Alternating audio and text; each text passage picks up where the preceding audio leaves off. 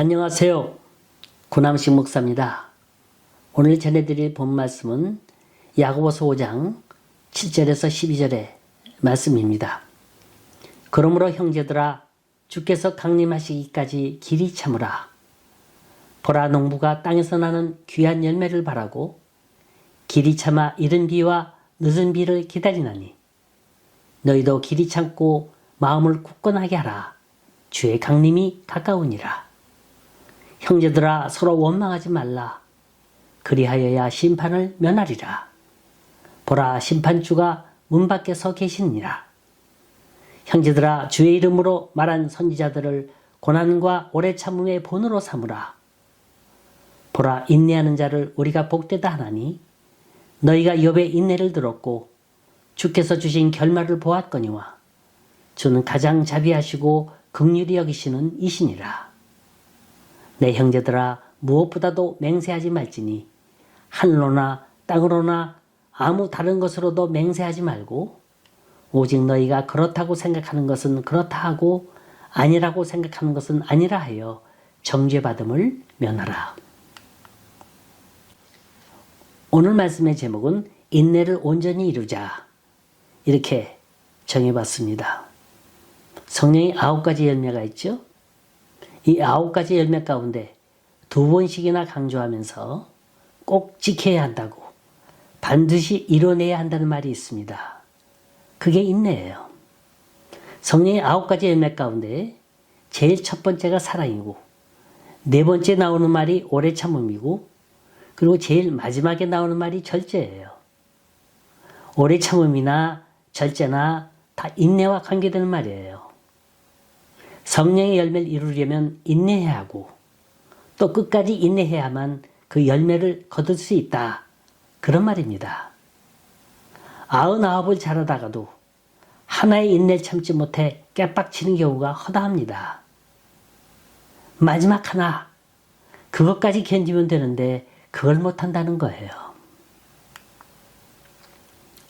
미국 메릴랜드 농군 출신 데이빗이라는 젊은이가 있어요. 제법 끈질긴 사람이죠. 야망도 있고 꿈도 많은 사람입니다. 이 사람이 뭐에 손을 뒀느냐면 금광사업에 손을 댔어요. 그래서 어딜 갔느냐면 콜로라도 금광지대를 찾아갔습니다. 사전조사도 철저히 했어요. 그리고 동업자도 제법 많았습니다. 처음 올라가는 금이 막 나오기 시작하는데 신나는 거예요. 이걸 캐가지고 재련소에 보냈습니다. 번쩍번쩍한 금이 나오는 거예요. 이제 몇 차례만 파내면 투자액을 전부 회수할 수 있고 그 뒤로 엄청난 돈을 버는 건 시간 문제였습니다. 근데 웬일? 갑자기 금맥이 끊긴 거예요. 믿어지지 않는 현실이어서 광맥을 필사적으로 파봤지만 허사였습니다. 그는 허탈한 마음으로 금광사업을 단념하고 모든 장비를 고물상에게 헐값으로 팔아버렸죠. 그리고 고향으로 돌아간 거예요. 그런데 보세요. 그 금광 채굴 장비를 구입한 고물상 주인입니다. 이 사람이 전문 광산기사를 고용해서 전문적으로 광맥을 조사한 거예요.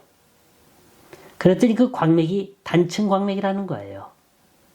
이 말은 광맥이 층층으로 되어 있다는 말입니다. 그래서 데이빗이 파내려갔던 곳에서 불과 1m를 파내려갔더니 그곳에 또 다른 금맥이 있었다는 거예요. 졸지의 백만장자가 된 겁니다. 이처럼 좋은 금광을 먼저 발견한 데이빗은 크게 돈 벌 수 있는 좋은 기회를 잡았음에도 불구하고 마지막 단계에서 그만 인내와 끈기가 모자라서 횡재의 꿈을 놓치고 만 겁니다.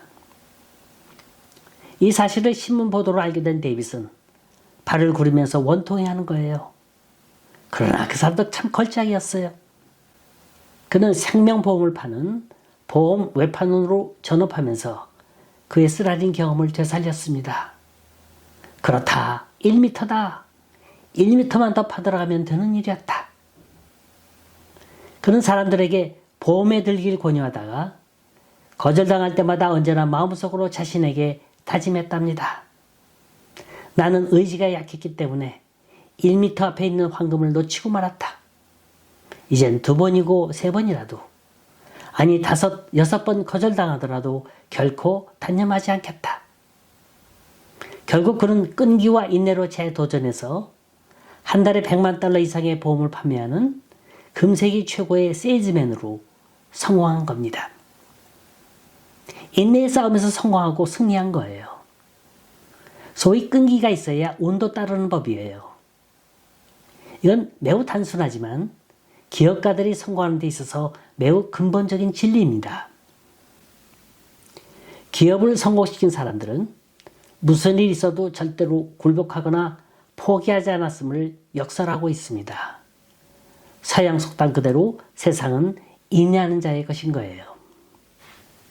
제가 처음 어게인 새롭게 서라는 타이틀을 걸고 인터넷 설교를 시작했을 때 우리 집 지하 골방에서 시작했어요. 무엇보다도 어려운 게 밖에서 오는 소음을 차단하는 거였어요. 그래서 새벽 4시, 5시에 일어나 녹화를 떠야 합니다. 그러니까 모든 걸 혼자서 해야 하는 거예요. 마이크는 제대로 켜 있는지, 녹음 스위치는 제대로 누르고 했는지, 잡음이 새어 들어가고 있진 않은지, 조명의 위치는 제대로 되어 있는지 일일이 확인해야 돼요. 또 녹음하면서 엔진은 얼마나 나는지, 말씀의 흐름을 끊을 때면 또다시 되풀이해야 하니까 온갖 신경을 곤두세워야 합니다. 원래 설교방송이란 인기가 없는 데다가 머리가 희끗희끗한 은퇴 목사의 설교를 누가 들으려 합니까? 길어야 10분 아니면 1분도 못 돼서 끊어버리는 사람이 절반이 넘었어요. 1년차 땐 구독자 수가 100명도 안 되고 또 청취하시는 분의 평균 연령대가 60이 넘으신 분들이라 어떻게 구독하는지 좋아요는 어떻게 누르는지 알지 못해서 안타까워하는 분들도 제법 많았습니다. 아마도 정치나 시사평론을 하거나 예능 프로라는 유튜버라는 모르겠지만 저같이 들어도 그만 안 들어도 그만하는 인기 없는 방송은 오래 장수하지 못하고 도중에서 포기하고 맙니다. 그래도 전 사명 갖고 했어요. 단 한 사람이라도 이 방송 듣고 위로받고 힘없고 구원받는 영혼이 있다면 내 건강이 허락되는 날까지 하겠다. 이런 각오로 시작한 지가 벌써 2년 반이 지났고 구독자가 250여 명이 넘었고 시청시간이 약 2,000시간을 넘었으며 매달 평균 14,000여 명이 넘는 청취자가 이 방송을 기다리고 있다는 겁니다. 사실 전 태어나도 약골로 태어난 데다가 움직이는 종합병동이에요. 아프지 않은 곳이 없다 할 정도입니다. 이제 눈도 침침하고 오래 앉으면 허리는 쑤시고 기침이 나고 가래가 끓고 어느 땐 목이 쉬어서 녹음하다가 그만두고 일어서는 경우가 비일비재했습니다. 그래도 전 감사해요. 70이 넘은 나이에 그래도 말씀 전할 수 있는 사명과 그나마도 일할 수 있는 일거리 주신 게 얼마나 감사한지 모릅니다. 오늘 읽은 야고보서 5장엔 참고 인내라는 말을 무려 6차례나 반복해서 강조하고 있습니다. 원문 단어를 잘 분석해보면 이 참는 것도 인간관계에 있어서 오래 참아라 하는 말을 4번씩이나 하고 있고요. 상황과 환경에서 잘 참아라 하는 말을 2번씩이나 하고 있는 걸 봅니다. 그러면서 야고보는 우리가 언제 어떻게 참고 인내하는지를 잘 가르쳐주고 있어요. 첫째, 환경이 어찌할 수 없을 때도 참고 인내하라는 거예요. 지금 야고보는 아주 실제적인 얘기를 하고 있는 거예요. 우선 인내의 표상으로 농부를 언급하고 있습니다. 7절 말씀이죠. 농부는 어찌할 수 없는 환경과 상황 중에서도 잘 참고 인내하는 일에 익숙한 사람입니다. 겨울이 지나고 봄이 와도 농부는 땅을 갈 때를 기다려야 합니다. 씨 뿌릴 때를 기다려야 돼요. 곡식이 자라기를 기다려야 하고요. 열매가 있기를 기다려야 하고요. 추수할 날을 기다려야 합니다. 이런 기다림의 과정에서 농부는 어찌할 수 없는 환경들을 많이 직면합니다. 날씨의 변화, 이른 비와 늦은 비, 더위, 태풍, 가뭄 등 사람이 통제할 수 없는 환경을 참고 인내해야 하는 거예요. 자, 농부가 걱정하고 염려한다고 근본 문제가 해결되는 거 아니에요. 우선 농부는 묵묵히 기다려야 합니다. 봄이 오고 여름이 지나가며 가을이 다가오길 기다려야 합니다. 심각한 가뭄 중에서도 이른 비와 늦은 비를 기다려야 하고 거세게 부는 태풍도 잘 지나가기를 기다려야 합니다. 농부는 그 어떤 불가항력적 환경에서도 참고 인내하며 기다려야 되는 거예요. 때를 기다려라. 그때가 어떤 때입니까? 이때는 내가 결정하고 내가 계획한 때가 아니라 하나님이 정한 때를 말하는 거예요. 내가 서두르고 바둥된다고 해서 뜨거운 여름 없이 서늘한 가을이 오는 게 아니죠. 모든 건 다 과정이 있는 거예요. 내가 어찌할 수 없는 환경, 내가 어찌할 수 없는 불가항력적인 일, 어떻게 하겠어요?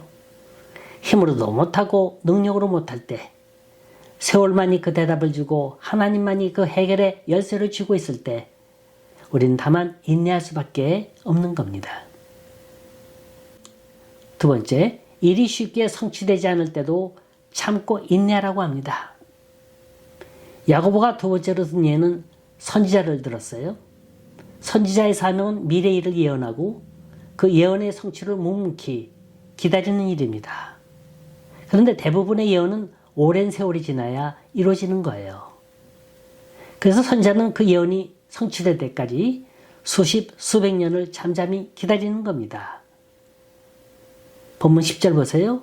그 사이에 선지자들은 많은 고난과 핍박을 당해요. 이게 대를 이을 때도 있습니다. 때론 오해를 사기도 해요. 감옥에 가는 일도 겪습니다. 그래도 선지자는 일이 성취되기까지 그 힘든 고난과 핍박을 참고 견딥니다. 여기 오래 참음이라는 헬라어는 어떤 물건이 뜨거워지기까지는 오래 걸린다는 뜻이에요. 여하튼 하나의 일이 성취되기까지는 많은 고난을 감수하며 인내해야 한다는 거예요. 세 번째는 문제가 설명될 수 없을 때도 인내하라고 합니다. 여기선 욥의 예를 들었어요. 7절입니다. 너희가 욥의 인내를 들었고 주께서 주신 결말을 보았거니와. 무슨 말입니까?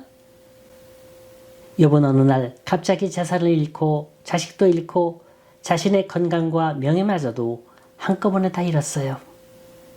그를 알고 있는 모든 사람들이 머리 숙여 존경하는 깨끗한 믿음의 사람이었음에도 불구하고 도저히 받아들일 수 없는 혹독한 시련이 닥쳐왔습니다. 아무리 생각해도 하나님께서 이렇게까지 하실 수 있는지 납득이 가지 않았어요. 욥은 너무 답답해서 하나님께 묻죠. 이럴 때 속 시원하게 대답해 주시면 얼마나 좋겠습니까? 그런데 하나님은 침묵을 지키시는 거예요. 아무 말도 없으신 거예요. 하지만 참고 또 참고 견뎠습니다. 그랬더니 그 결말이 어떻게 됐다고요? 상상할 수 없는 갑절의 축복을 받았다는 겁니다. 욥을 고난의 대명사라고 합니다. 성경은 욥만큼 고난당한 사람이 있으면 한번 나와라 그래요. 지금 야고보 사도가 욥의 예를 통해서 강조하고 있는 게 뭡니까? 욥이 고난당했다면 우리도 그만큼 고난당해야 한다. 뭐 그런 뜻입니까? 그런 거 아니에요.